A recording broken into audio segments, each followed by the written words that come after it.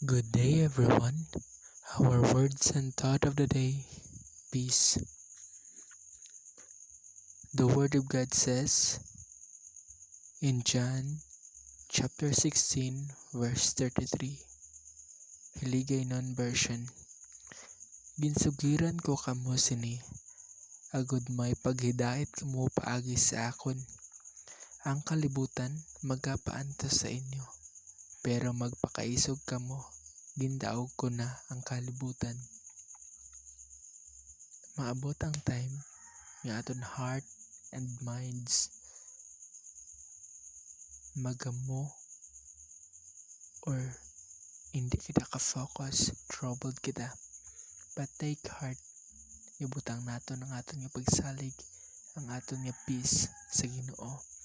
Kay sa iya, everything is under control.